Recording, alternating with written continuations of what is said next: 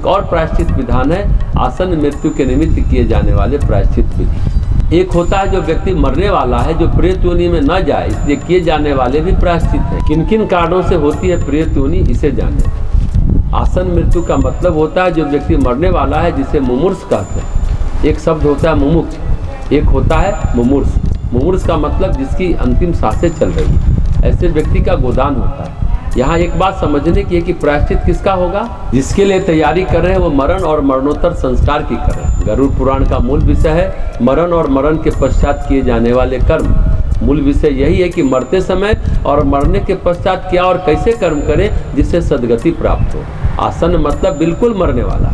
गरुड़ पुराण में जो विधि बतलाई गई है उसका मतलब जो व्यक्ति मर गया, मरने वाला है, उसके निमित्त हम गोदान करते हैं। जिनके प्राण अटके हैं, निकल नहीं पा रहे हैं, तो कहते हैं लवण का दान करो, जो विष्णु जी के पसीने से बनता है, यानी लवण यानी नमक का दान करो तो आसानी से प्राण छूट जाते हैं। लेकिन जिसकी गड़बड़ मृत्यु हुई है, जब व्यक्ति मरने वाला होता है तो कहा जाता है उसे कुश आसन पर लिटा दो। कुश आसन पर कहते हैं अच्छी गति होती है अगर उस पर मौत होती है। मरणासन और आसन मृत्यु दो बातें नहीं है, एक ही बात है। मरे हुए व्यक्ति को कुश आसन पर रखते हैं और जो मरने वाले हैं उसे भी कुश आसन पर लिटाया जाता है। आसन मृत्यु की स्थिति में गीता भागवत निरंतर सुनना चाहिए, उसे प्रेत योनि में जाने से बचता है। गीता में भी भगवान ने कहा है कि अंतकाल में जो मुझे जिस रूप में स्मरण करता है वो उसी को प्राप्त होता है। अंतकाल यानी मरणासन। अंतकाल का मतलब ये नहीं कि मर गया, शरीर से मरने वाला है, शरीर से प्राण उत्क्रांत कर रहा है, उस समय उसके लिए किए गए दान, किए गए कर्म, किया गया शास्त्र स्मरण, किया गया प्रायश्चित इतना महत्वपूर्ण होता है कि मरने के बाद उसकी सद्गति सुनिश्चित है। बाद में पर्वत कर्म हो या ना हो, अगर मरणासन व्यक्ति का प्रायश्चित कर्म किया जाता है तो मरणोत्तर कर्म उतने आवश्यक नहीं रह जाते। कुश मरणासन व्यक्ति के हाथ पर रखना चाहिए। जिसके हाथ में कुशाएं हैं उसकी सामंतक क्रिया न भी हो तो भी वो विष्णु लोक को प्राप्त होता है इस असार संसार सागर में। यानी जो कार्य मरणासन व्यक्ति के लिए है वही कार्य मृत्यु व्यक्ति के लिए है। जो कार्य मृत्यु के ठीक पहले किए जाते हैं वही कार्य मृत्यु के ठीक बाद भी किए जाते हैं, अगर पहले न हो पाया हो।